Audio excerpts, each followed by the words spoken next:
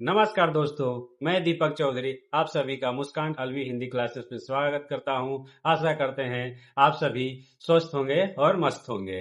तो आज हम आदिकालीन साहित्य पर चर्चा करेंगे।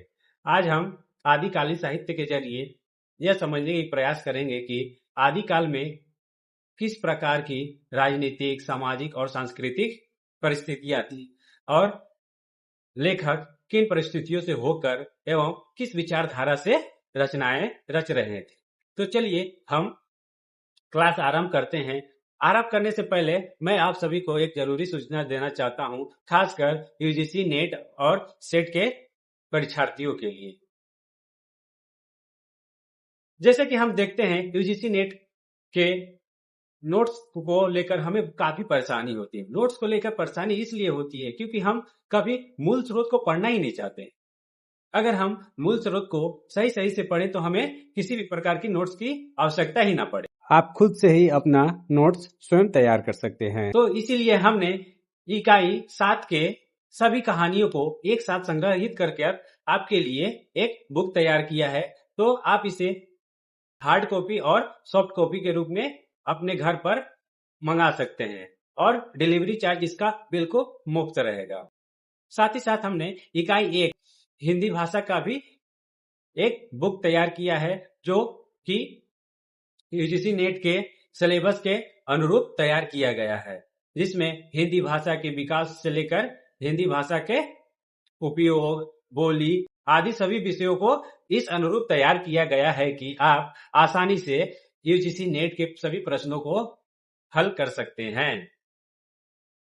न केवल हिंदी भाषा बल्कि हिंदी साहित्य के इतिहास का भी बुक तैयार किया है जो कि न केवल यूजीसी नेट बल्कि प्रत्येक राज्य की सभी सेट परीक्षाओं तथा टीजीटी, पीजीटी एवं अन्य परीक्षाओं के लिए भी काफी लाभकारी रहेगा। हिंदी साहित्य यूजीसी नेट के दूसरी इकाई का यह पाठ्यक्रम है। इस पाठ्यक्रम के अनुसार ही हमने यह बुक तैयार किया है। तो आप स्क्रीन पर दिए गए नंबर पर कांटेक्ट कर आप अपने घर पर हार्ड कॉपी एवं सॉफ्ट कॉपी मंगवा सकते हैं। साथ ही हमने यूनिट 5 यानी कि इकाई 5 के यूजीसी नेट के इकाई 5 के सभी कविताओं को एकत्रित कर एक बुक तैयार किया है, जिसमें यूजीसी नेट के सभी कविताओं को एक कविताओं को संग्रहित किया गया है। आप इसे मंगाकर आसानी से पढ़ सकते हैं और परीक्षाओं को अपना सरल बना सकते हैं।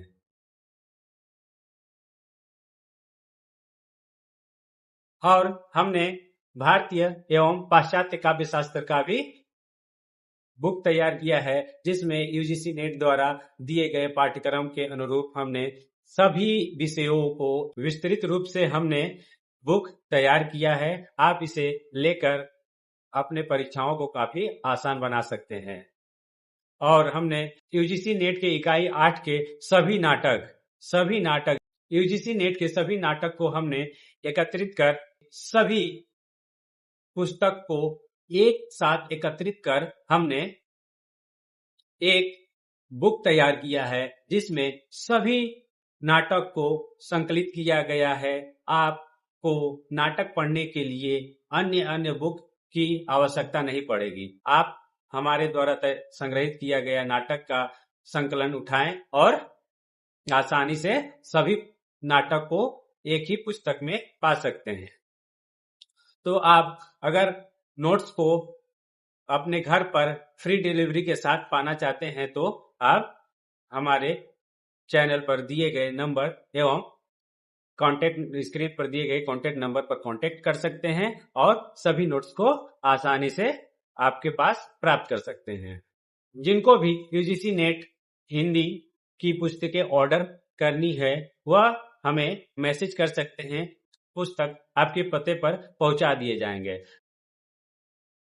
अगर आपको हार्ड कॉपी की जरूरत है तो अगर आपको हिंदी साहित्य की आवश्यकता है जो कि यूजीसी नेट में इकाई 2 में है, अगर आपको इसकी आवश्यकता है तो आप इसे मात्र 699 में प्राप्त कर सकते हैं। हमने हिंदी कहानी के संग्रह बनाया है जो कि यूजीसी नेट के सिलेबस का इकाई 7वां भाग है, इकाई 7 है, जिसका मूल्य मात्र 699 रुपए है। मात्र 699 रुपये। और नाटक जो कि 8वां यूनिट है यूजीसी नेट के सिलेबस का, तो आप इसे मात्र 1799 रुपये में प्राप्त कर सकते हैं। मैं आपको यूजीसी नेट के सभी नाटकों, सभी के सभी 14 नाटकों का संग्रह एक ही पुस्तक में आपको मिल जाएंगे। काव्य शास्त्र जो कि यूजीसी नेट का तीसरा इकाई है, यह सिर्फ आप 699 रुपये में प्राप्त कर सकते हैं। नेट की सभी कविताओं का संकलन, नेट के सभी कविताओं का संकलन जो यूजीसी नेट के इकाई 5 के सभी कविताओं का संकलन आप मात्र 799 रुपये में प्राप्त कर सकते हैं। और सभी किताबों के पीडीएफ का प्राइस है मात्र 249 रुपये।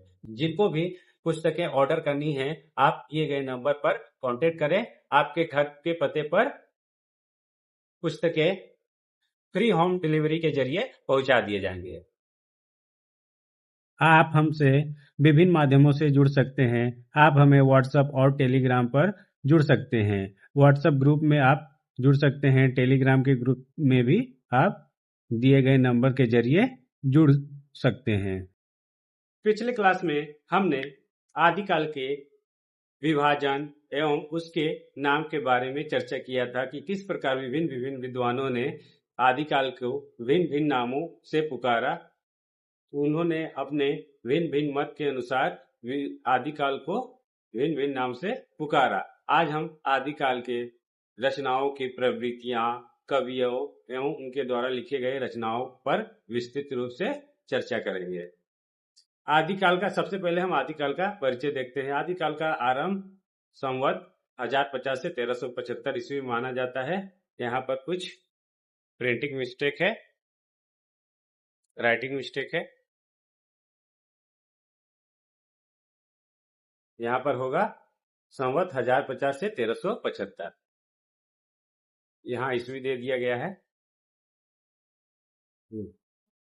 आज का क्लास का उप विषय है रासो साहित्य, जैन साहित्य, सिद्धनाथ साहित्य, अमीर खुसरो, विद्यापति तथा लौकिक साहित्य का चर्चा करेंगे।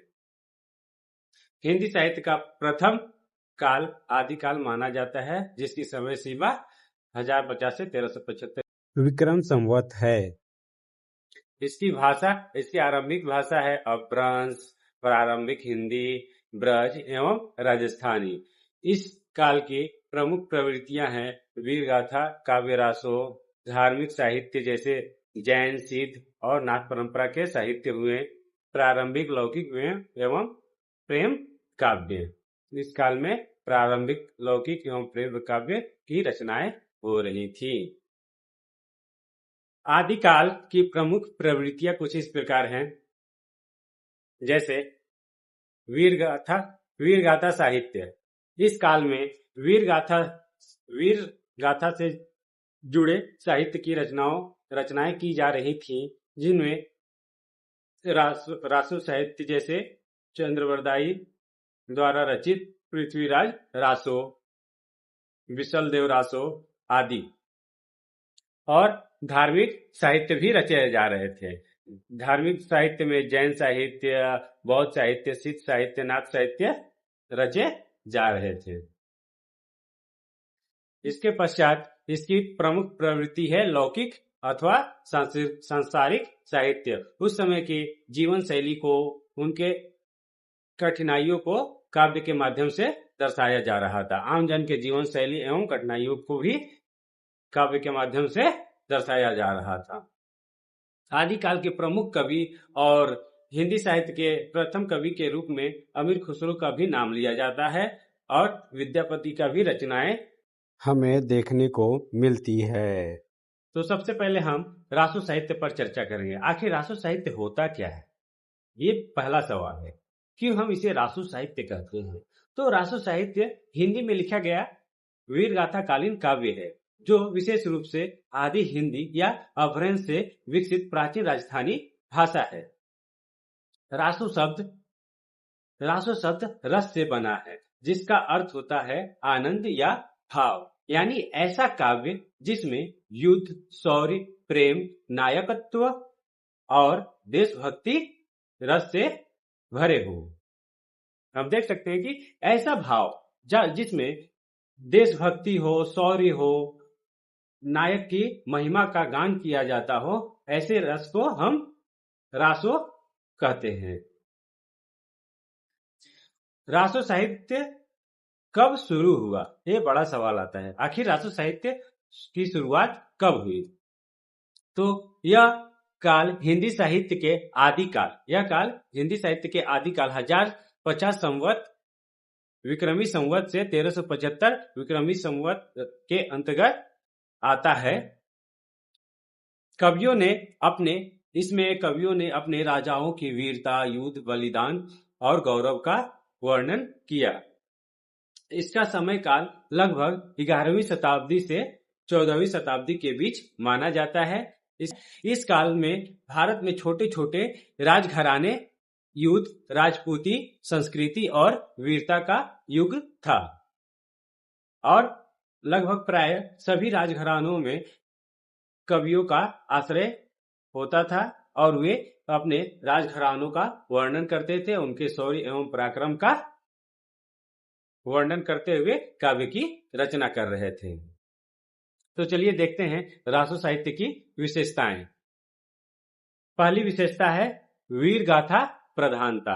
इस साहित्य में नायकों की वीरता का वर्णन देखने को मिलता है। इतिहास और काव्य का मिश्रण, घटनाएं ऐतिहासिक हैं परंतु अलंकरण भी मिलता है। इस काल में बहुत सारी युद्ध लड़ी जा रही थी, बाहरी आक्रांताओं का दौर था। इस समय घटनाएं तो घट रही थी, लेकिन उस समय के रचनाकारों ने इन घटनाओं को काव्य का रूप दिया और काव्य का रचनाएं की। साहित्य की भाषा, इस साहित्य की भाषा है अर्ध राजस्थानी, ब्रज और अपभ्रंश मिश्रित भाषा है। छंद, इस काल में कविताएं या काव्य भिन्न भिन्न रूपों में लिखी जाती थी। वे है दोहा, चौपाई, छप्पय, सोरठा आदि रूप में काव्य की रचनाएं हो रही थी। रस, इस काल में माना जाता है कि वीर रस की काफी प्रधानता थी, पर वीर रस तो मुख्य था ही, साथ में श्रृंगार रस और भक्ति रस का भी वर्णन देखने को मिलता है। नायक, इस समय अधिकतर राजपूत राजा और योद्धा का ही वर्णन किया जा रहा था। देशभक्ति और गौरव, इस साहित्य का प्रमुख विशेषता यह रही है कि वे रचनाकार अपने मातृभूमि के प्रति समर्पण और शौर्य की भावनाओं से ओतप्रोत काव्य की रचना कर रहे थे।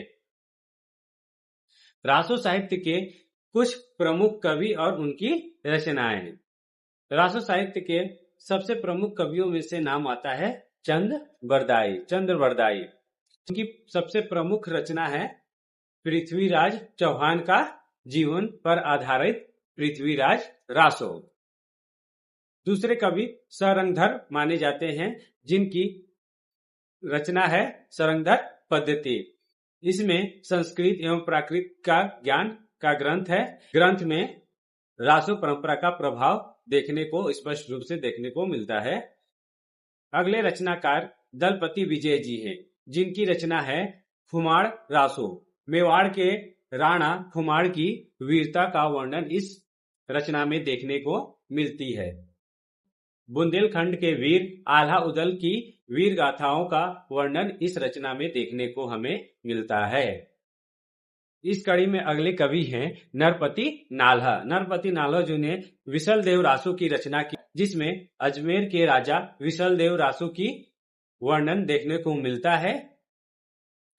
और अगले कवि हैं जोड़ा बरदाई जी ने हमीर रासो की रचना की। हमीर रासो में राणा हमीर देव की वीरता का वर्णन देखने को मिलता है और लगभग इस काल के सभी कवियों ने अपने राजाओं और नायकों की पराक्रम और उनकी उदारता का ही वर्णन किया। तो हम कह सकते हैं मोटे तौर पर रासो साहित्य राजाओं के वर्णन और उनके पराक्रम का वर्णन है। प्रमुख रासो ग्रंथ है पृथ्वीराज रासो, जो चंद्रबरदाई द्वारा रचित है। कुमार रासो जिनके रचनाकार दलपति विजय जी हैं। विशल देव रासो जिनके रचनाकार नरपति नाला हैं। देव नारायण रासो जिसके रचनाकार विजा हरजी हैं। हमीर रासो के रचनाकार है जोड़ा बरदाई। राव जगदेव रासो, राव हमीर रासो आदि अन्य क्षेत्रीय रचनाएं भी मिलती हैं। रासो साहित्य का ऐतिहासिक महत्व हमें कुछ इस प्रकार देखने को मिलता है। यह हिंदी की वीर गाथा परंपरा का मूल स्रोत है। इसमें राजपूती संस्कृति, युद्ध नीति, सम्मान और बलिदान की झलक देखने को हमें साफ साफ मिलता है। यह हमारे इतिहास और लोक गाथाओं को जोड़ता है। इस प्रवृत्ति की रचनाओं में हम देखते हैं कि यह इतिहास और लोक गाथाओं को एक साथ जोड़ता है। बाद में भक्ति काल और रीति काल के कवियों ने इस परंपरा से प्रेरणा ली। रासो साहित्य की भाषा और शैली। रासो साहित्य की भाषा इस समय अपभ्रंश, पुरानी राजस्थानी ब्रज और हिंदी का मिश्रण का प्रयोग हो रहा था। अधिकतर रचनाएं अपभ्रंश, पुरानी राजस्थानी ब्रज और मिश्रित हिंदी में रची जा रही थी। शैली इस काल की साहित्य की शैली वर्णनात्मक, अलंकारिक एवं उत्साही होती थी, जो राष्ट्र प्रेम को उभारती थी। रस इस काल के प्रमुख रस है वीर रस। इस काल में कवि अपने रचना के लिए दोहा, चौपाई, सोरठा, छप्पे आदि का प्रयोग कर रहे थे। जैन साहित्य भी आदिकाल के प्रमुख साहित्यों में से एक है। जैन साहित्य के जैन कवियों ने धर्म, नीति और मोक्ष पर आधारित रचनाएं रची। जैन कवियों की भाषा अपभ्रंश और प्रारंभिक हिंदी रही है। उद्देश्य धार्मिक उपदेश और आत्मशुद्धि था। जैन कवियों की रचना का मुख्य उद्देश्य था धार्मिक उपदेश देना और आत्मशुद्धि करना। प्रमुख केंद्र रहा है। जैन कवियों का प्रमुख केंद्र गुजरात, राजस्थान एवं उत्तर भारत रहा। जैन साहित्य की प्रमुख रचनाएं और कवि। जैन साहित्य के प्रमुख कवि में से सबसे पहले नाम आता है हेमचंद्र सूरी। हेमचंद्र सूरी ने द्वाश्रय काव्य की रचना की, जिसमें गुजरात के राजा कुमारपाल का वर्णन हमें देखने को मिलता है। पुण्या सूरी ने सुधर्मचरित की रचना की, जिसमें धार्मिक आख्यान मिलते हैं। हरिभद्र सूरी ने सम्रादित्य कथा की रचना की, जिसमें धर्म, नीति व कथा साहित्य का वर्णन हमें साफ साफ देखने को मिलता है। जिनसेन गुणभद्र महापुराण की रचना की, जिसमें जैन धर्म की कथा परंपरा को देखने को मिलता है। तो अब हम सिद्ध साहित्य पर चर्चा करेंगे। सिद्धों का अर्थ होता है वे साधक जिन्होंने सिद्धि प्राप्त की हो। ये बौद्ध के वज्रयान पंथ के साधक थे।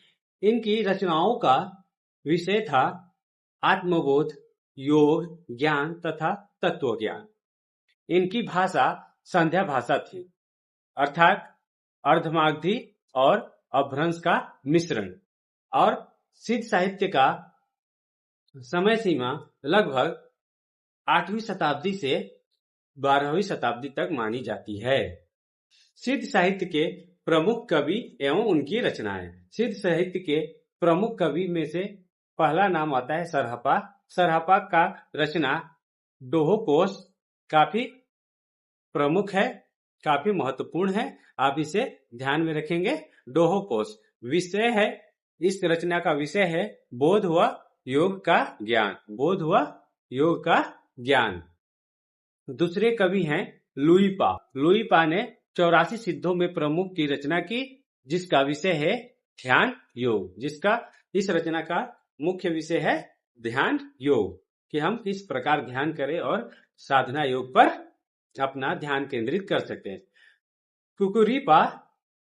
कुकरीपा, कान्हापा, तिलुप्पा एवं विरूपा इस साहित्य के प्रमुख कवि रहे हैं, जिन्होंने अपनी रचनाओं में ध्यान और आत्मज्ञान को प्रमुख विषय बनाया।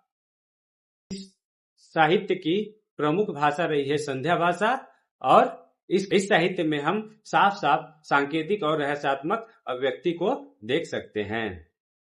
अब हम नाथ साहित्य पर चर्चा करेंगे। नाथ पंथ के गोरखनाथ और मत्स्येंद्रनाथ इस पंथ के अनुयायी थे। इनका उद्देश्य था योग, भक्ति, अद्वैत और तत्व ज्ञान को बढ़ावा देना। इनका उद्देश्य था योग, भक्ति, अद्वैत और तत्व ज्ञान को बढ़ावा देना। क्या?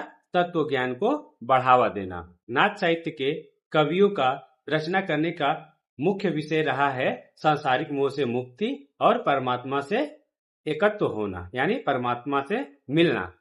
नाथ साहित्य के कवियों की भाषा संध्या और प्रारंभिक हिंदी रही। क्या रही? नाथ साहित्य के कवियों की भाषा संध्या और प्रारंभिक हिंदी रही।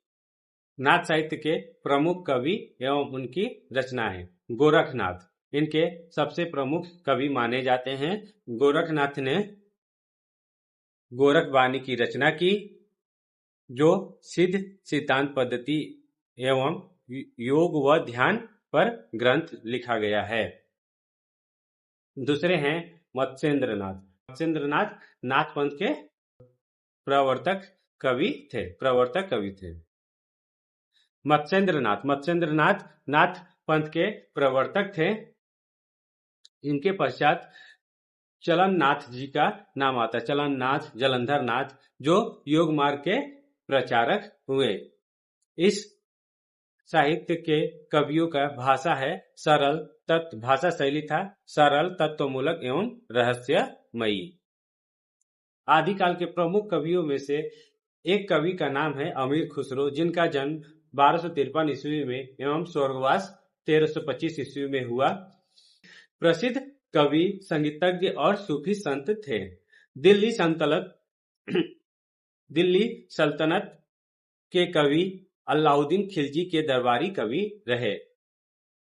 फारसी और हिंदी दोनों में ये लेख लिखते थे।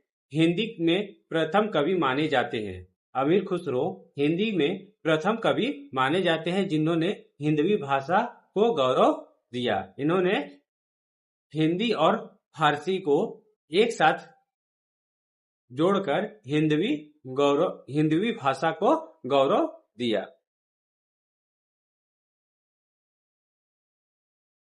अमीर खुसरो की हिंदी रचनाएं। अमीर खुसरो ने हिंदी में कुछ रचनाएं लिखी जो कुछ इस प्रकार हैं। जो हिंदवी में है, पद, गीत और पहेलियां लिखी। प्रसिद्ध उदाहरण है छाप तिलक सब छीनी रे। ये एक गीत आज हम एक गीत के रूप में भी देखते हैं। आल्हा रखेगा, माफ करिएगा, अल्लाह रखेगा। और तीसरा है सेज पर सोई सैया। ये अमीर खुसरो द्वारा रचित गीत हैं। भाषा। अमीर खुसरो की भाषा फारसी मिश्रित हिंदवी है। योगदान। अमीर खुसरो का आदिकाल में काव्यात्मक योगदान। हिंदी और उर्दू की मिश्रित भाषा को जन्म देना। इन्होंने हिंदी और उर्दू की मिश्रित भाषा को जन्म दिया, जो हिंदवी के नाम से जाना जाता है। विद्यापति जी का जन्म 1352 ईस्वी में हुआ और वे स्वर्गवास 1448 ईस्वी में हुए। मिथिला के सुप्रसिद्ध कवि विद्यापति, जिनकी भाषा मैथिली, जो हिंदी की निकट उपभाषा मानी जाती है। इनकी रचनाओं का विषय रहा है श्रृंगार और भक्ति, विशेषता राधा कृष्ण प्रेम की भक्ति। इन्हें मैथिली कवि कोकिल उपाधि से भी नवाजा गया है। इनकी भाषा शैली सरल, प्रवाहमय और संगीतात्मक है। विद्यापति की कुछ पदावली। विद्यापति की पदावली कृष्ण भक्ति प्रेम का सुंदर संगम। भाव है पहला है राधा कृष्ण प्रेम की मधुरता, दूसरा है वीरा और मिलन की अनुभूति, तीसरा है भक्ति में प्रेम की गहराई। भक्ति में राधा कृष्ण की भक्ति में प्रेम की गहराई। भाषा है लोक माधुर्य से परिपूर्ण। लौकिक सांसारिक साहित्य। लौकिक सांसारिक साहित्य। आदिकाल में लौकिक एवं सांसारिक साहित्य की भी रचनाएं हो रही थी। इन रचनाओं का मुख्य विषय था प्रेम, सौंदर्य, प्रकृति, नीति और दैनिक जीवन। इन रचनाओं के प्रमुख कवियों में नाम आता है राम सिंह, नरपति सिंह, नाल्हा, दामोदर एवं अन्य कवि इस कड़ी में पाए गए हैं एवं अन्य कवियों का नाम इस कड़ी में आता है। इन कवियों का भाषा, इन रचनाओं की भाषा रही है प्रारंभिक भाषा, प्रारंभिक हिंदी। यह साहित्य धार्मिक विषयों से हटकर मानवीय भावनाओं और अनुभवों पर केंद्रित थे। आदिकालीन साहित्य का महत्व। आदिकालीन साहित्य का महत्व हम इस प्रकार देख सकते हैं। हिंदी भाषा का प्रारंभिक रूप का विकास हुआ। धार्मिक व लोक परंपराओं का संगम देखने को हमें इन रचनाओं में मिलता है। वीरता, भक्ति और तत्व ज्ञान का साहित्यिक दस्तावेज इसे हम मान सकते हैं। इस काल के रचनाओं में हम वीरता, भक्ति और तत्वज्ञान का साहित्यिक दस्तावेज मान सकते हैं। इस काल की रचनाओं को हम वीरता, भक्ति और तत्वज्ञान का साहित्यिक दस्तावेज हम मान सकते हैं। बाद के भक्ति काल और रीति काल की नींव यही रही है और इस काल की रचनाएं ही बाद में भक्ति काल और रीति काल की नींव रही थी। नींव यही बनी थी।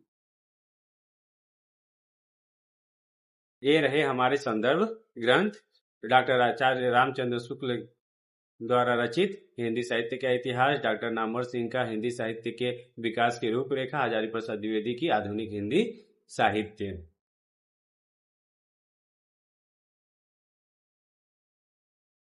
अगर आप सभी को यह कक्षा पसंद आया होगा तो कृपया लाइक करें और सब्सक्राइब करें। धन्यवाद।